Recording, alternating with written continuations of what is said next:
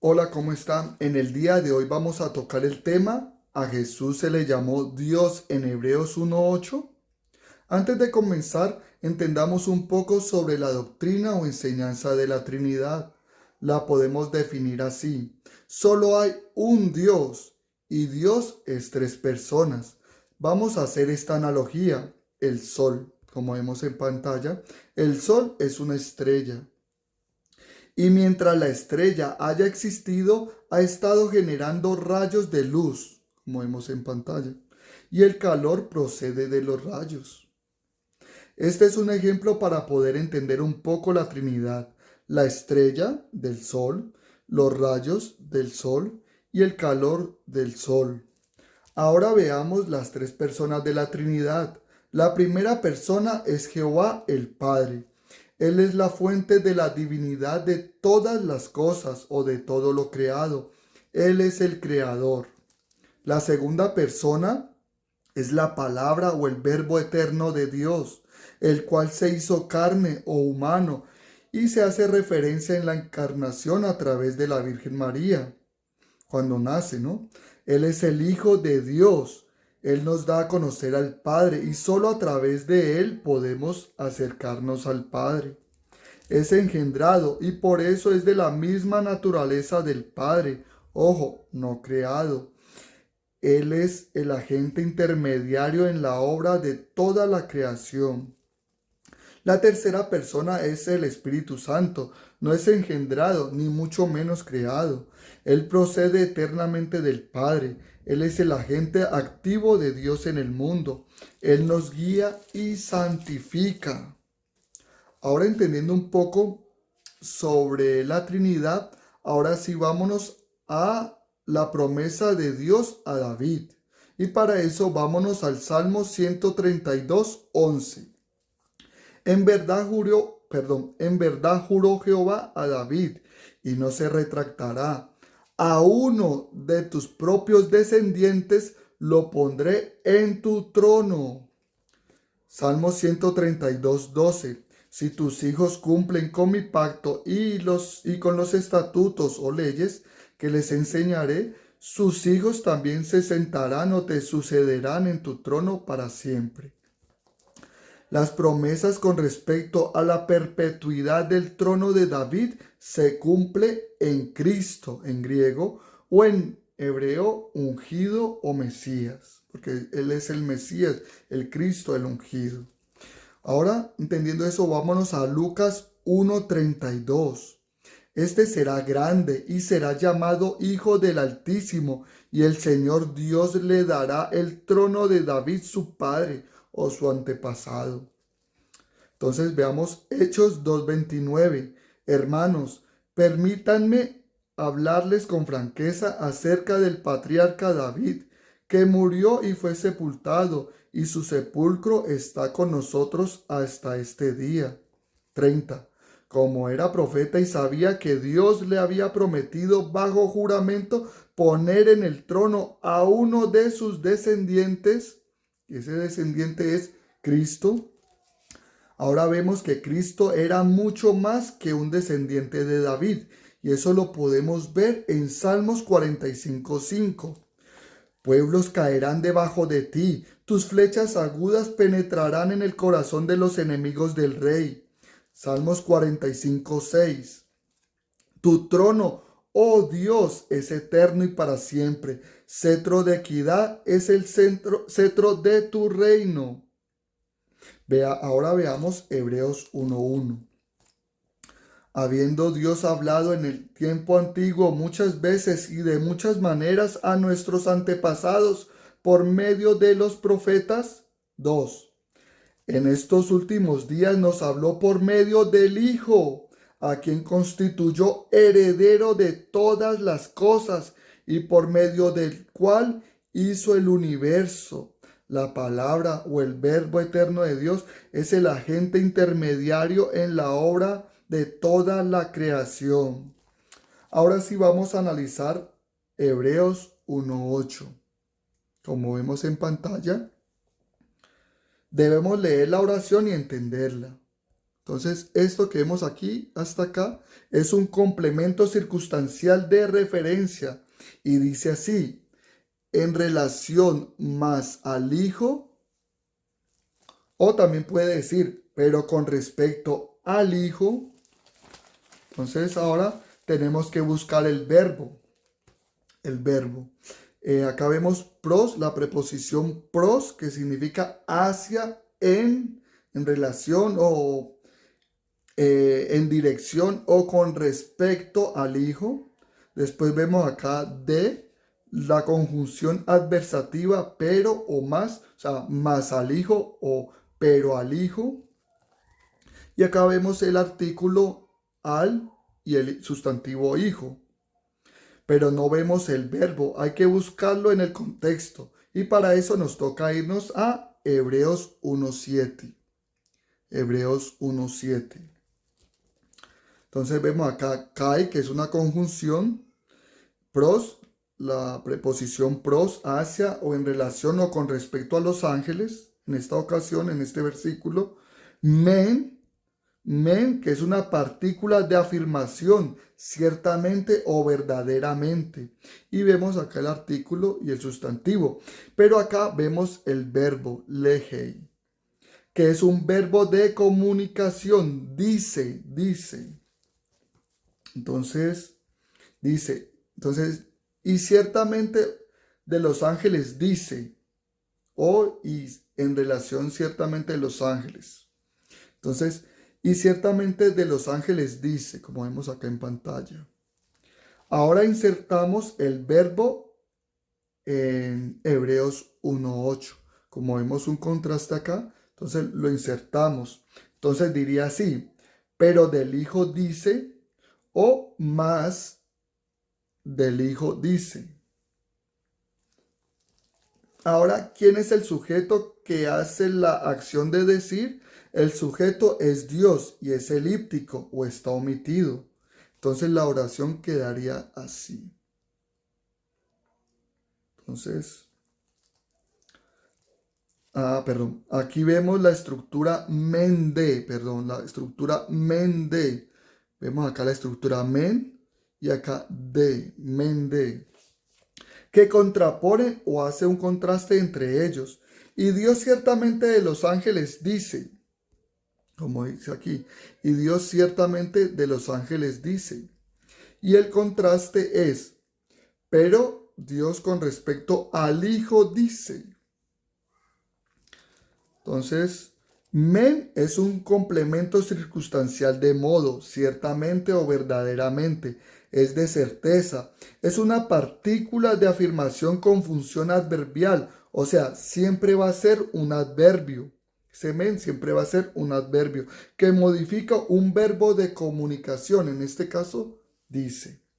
Y de, como vemos en pantalla, de, es una conjunción adversativa, pero funciona como un nexo coordinante de contraste enfático o contraste o énfasis entre la información nueva y la información previamente mencionada. O sea, me coordina la oración del versículo 7, como vemos aquí en pantalla, me coordina la información del versículo 7 con la del versículo 8. La está coordinando de forma contrastiva. Veamos, Hebreos 1.7, y ciertamente de los ángeles dice, Él hace que sus ángeles o mensajeros celestiales sean como vientos, o sea, sean rápidos como vientos, y a sus siervos como llama de fuego, y a sus siervos poderosos como llama de fuego. Ahora analicemos sintácticamente la cláusula principal de Hebreos 1.8. Entonces, es un sintagma verbal con función de predicado verbal, porque vemos ahí el núcleo del verbo. Entonces, es un sintagma verbal con función de predicado verbal. Entonces, vemos acá el sujeto, es el núcleo del sujeto, del núcleo del sintagma nominal, sujeto, que tiene un determinante y un sustantivo, el Dios. Después acá vemos el sintagma verbal con función de predicado verbal. Entonces, una vez acá se equivocó.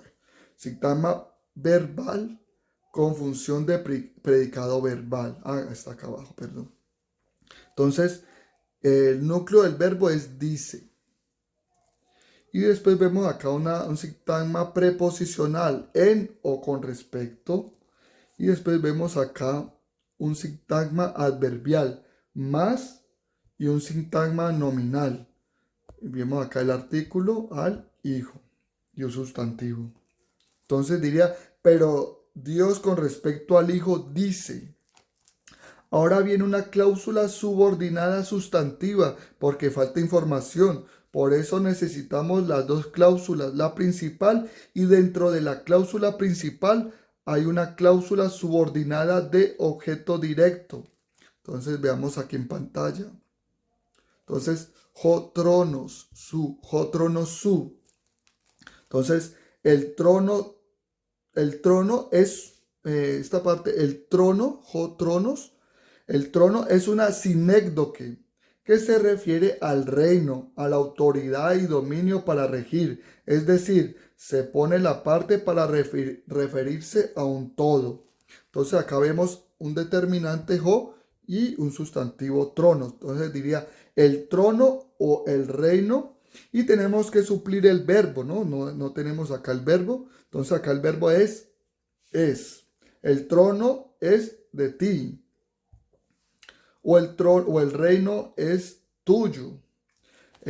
Su, como vemos en pantalla, es un pronombre personal segunda persona, pronombre posesivo de ti o tuyo. Es un adjetivo posesivo, nos dice a quién le pertenece. Entonces, el reino es de ti o el reino es tuyo. Entonces acá vemos Joseos, el Dios. Entonces, es un sintagma, eso vemos acá que es un sintagma nominal, el Dios. Tiene un artículo y un sustantivo, ¿no? El nominativo en caso vocativo, acá lo podemos ver que tiene las dos comas, que se refiere, que está en vocativo. Entonces, Joseos es un sintagma nominal. El nominativo en caso vocativo. El Padre se refiere al Hijo llamándolo Dios. La intersección como vemos en pantalla, no es necesaria. Voy a hacer un ejemplo. A mi hijo le puedo llamar Dylan o Dylan o hijo o hijo. Entonces, entendiendo eso, que el Padre le llama Dios al Hijo, veamos Hebreos 1:3. Quien siendo el resplandor de su gloria y la representación exacta de su sustancia o naturaleza, y quien sustenta todas las cosas con su poderosa palabra, después de llevar a cabo la purificación de los pecados, se sentó a la derecha de la majestad en las alturas, así como el rayo de sol, o el resplandor, o el brillo, o la luz es al sol, asimismo es Jesús para Dios. No podemos ver al sol sin su brillo o resplandor. El Hijo es ontológicamente de la misma naturaleza del Padre. Cuando vemos a Jesús, vemos al Padre y así conocemos a Dios. Por eso los testigos de Jehová no conocen a Dios. Hebreos 1:4. Así ha llegado a ser superior a los ángeles, por cuanto ha heredado un nombre más excelente que ellos. Así el Hijo es mayor, porque es el heredero de todo, y los ángeles son sus siervos. Hebreos 1:5. Porque ¿a cuál de los ángeles dijo jamás, mi hijo eres tú, yo te he engendrado hoy? O también, yo seré su padre y él será mi hijo. Yo te he engendrado hoy. Hace una referencia a la encarnación a través de la Virgen María.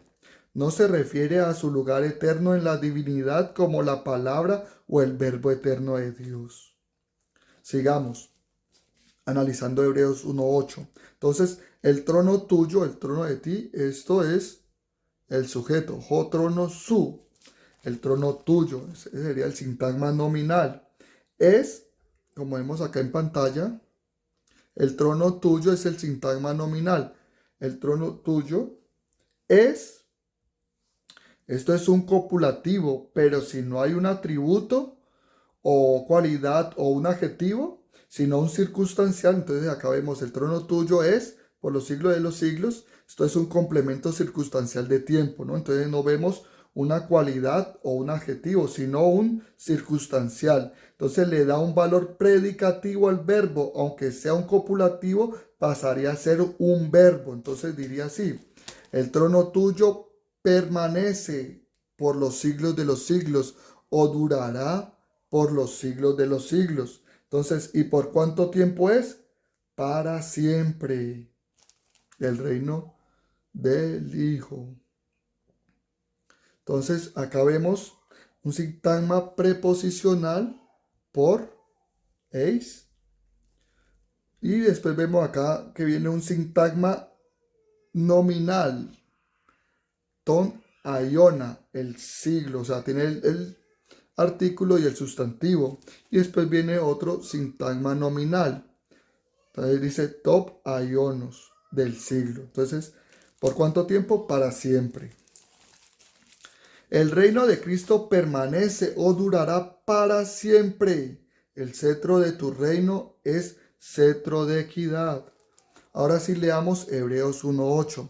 En relación más al Hijo o con respecto al Hijo, tu trono, oh Dios, o tu trono, Dios, es o permanece por los siglos de los siglos. El cetro de tu reino es cetro de equidad.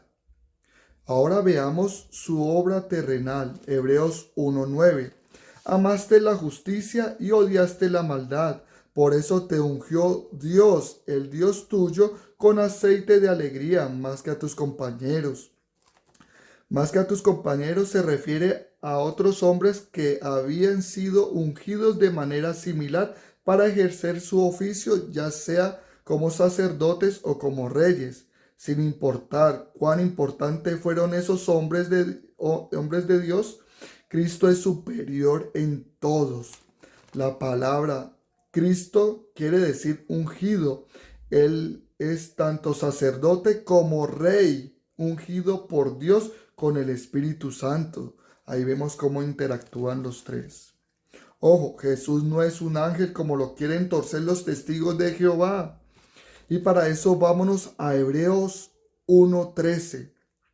Pero ¿a cuál de los ángeles dijo alguna vez: siéntate a mi derecha hasta que ponga a tus enemigos por estrado de tus pies? ¿A cuál de los ángeles? Los testigos de Jehová dirán: a Miguel, el arcángel, y harán todo lo posible para torcer este pasaje. Pero el énfasis en Hebreos es que solo al Hijo y no a un ángel se le dijo: siéntate a mi derecha. Ahora sigamos, Hebreos 1:14. ¿Acaso no son todos espíritus servidores, hablando de los ángeles, enviados para ministrar o ayudar a favor de los que van a heredar la salvación? Imagínense. Ahora veamos el Salmos 72:11. Ante él se arrodillarán todos los reyes y le servirán todas las naciones. Este salmo describe un reinado donde Dios, el rey y todas las clases de la sociedad y las naciones extranjeras vivirán en armonía entre sí. Por cierto, el carácter y el gobierno del rey que se describe aquí nunca ha sido realizado en la tierra, ni lo será. Con la excepción del eterno reino de nuestro Señor Jesucristo, este es el reino que el mundo todavía espera. Es un reino perfecto que no ha sido establecido aún aquí en la tierra. Este salmo prefigura o representa anticipadamente a nuestro Señor Jesucristo. Ahora veamos Hebreos 1:6. Y otra vez, cuando introduce al primogénito o al heredero en el mundo o en la tierra habitada, dice: adórenlo todos los hijos de Dios, o todos los ángeles de Dios, perdón. Adórenlo todos los ángeles de Dios.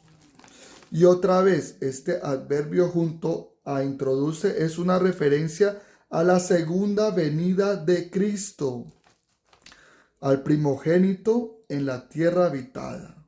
Se refiere al que tiene la autoridad, la preeminencia, el heredero del mundo. Ojo, no se refiere al orden de tiempo como lo intentan torcer los testigos de Jehová.